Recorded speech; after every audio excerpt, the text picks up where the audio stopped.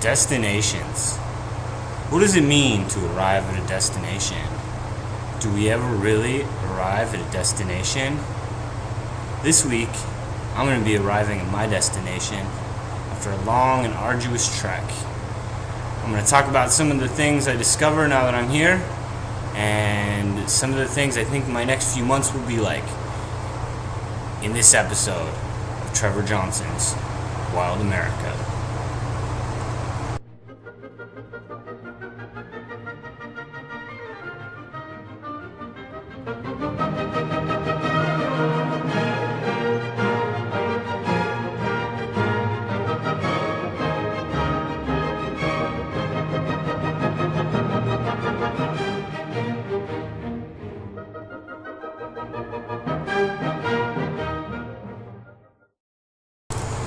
So after a long and arduous journey, I have arrived here in Egegik, where I am now.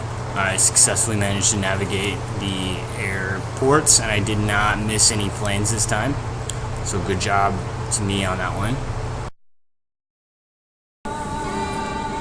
So I'm at the Ted Stevens International Airport right now, where they have a display of a giant stuffed bear hanging out with a much smaller stuffed fox.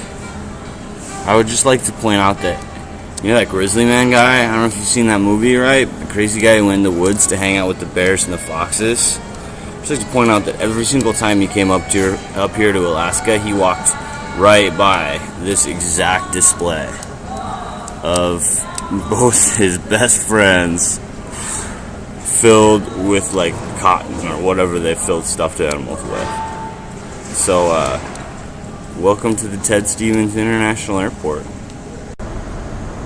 Okay, so also at the Ted Stevens International Airport, they have a world record holding halibut. I don't know if you can tell through the glare, which is kind of annoying, but this guy right here is a 9 foot 5 inch halibut. It says it was years old, but I have my questions about how they could know that, but whatever. So they're on display here at the Ted Stevens International Airport. This is the treasure of the sea here in Alaska. They don't mess around up here. So while we're here at the Ted Stevens International Airport, I thought I would introduce you to what I'm pretty sure is the creepiest collection of dolls in the universe. So these were all made by, I believe it is native Alaskan peoples. Different dolls made by them. And it's kind of hard to tell from here with the glare and everything. But these are definitely the creepiest dolls ever. Like, really creepy. Culminating in the piece de resistance right here. Oh, you can't see because of the glare. Okay, can you see that? That's the creepiest doll ever. So right now I'm actually in the town of Egegik. It's really small. There's only like maybe 300 or 400 people, and pretty much all those people are here for various fishing purposes. During the winter, when there's not any fishing going on, there's like 30 or 40 people, so it's crazy small here. I was gonna try and film this episode from this like cliff, this bluff overlooking Egegik, and it didn't work because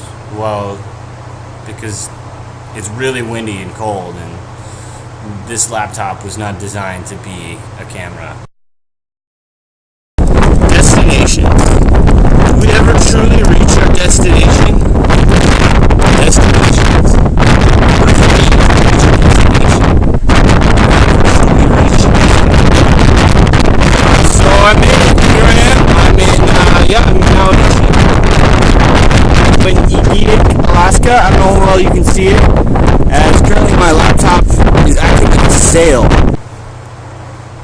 So it turns out that I thought I was working for a company called Alaska General Seafoods, but that's not a company. That's just like a place where all of the different fishers, including the guy I'm working for, they just have like these dorms, and everybody stays there, and everybody has like their boats there, and it's not really clear who's in charge or what's going on, but everybody seems fine with it, so I guess it works. It's just a bunch of people in this big giant camp. It's kind of this really weird combination between summer camp and shantytown and industrial facility. So that's what Alaska General Seafoods is, it turns out. I also found out that 2 days ago when I was telling my boss over the phone that I had missed the flight and that I had to stay in a hostel, he actually thought I meant hospital because he doesn't know what a hostel is. And so he thought I was in a hospital for 3 nights. So he's really relieved that both I'm here and that I wasn't in a hospital. So that's good news. Egegik is actually very kind of desolate. There's not much out there. Hopefully I'll have some pictures up in a little bit, but it's very much, it's kind of like the tundra. Apparently there used to be a lot of reindeer here. There used to be like huge reindeer caribou herds, but then they all died. My boss's son explained it to me, but it was a very long, complicated explanation.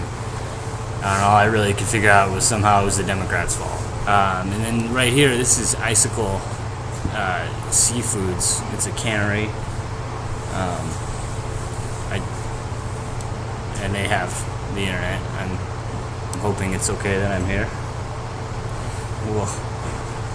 We'll find out if it's not. And yeah, so that's kind of the other thing. But as I understand, most of the cannery people aren't here yet. Is that right? Yeah. They still have yet to really get going.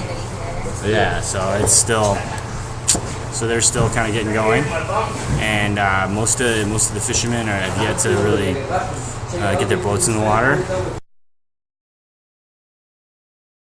I'm Emily. Emily, how do you say the name of the town? Egegik.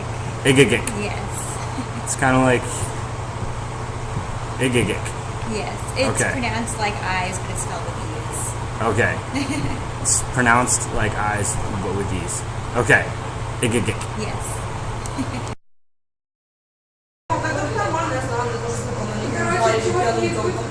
Хотите нюх? Понюхали, говорит, так что самое интересное, ее уебывать, а остаться посмотреть, как они ходят, да, как нас проперло.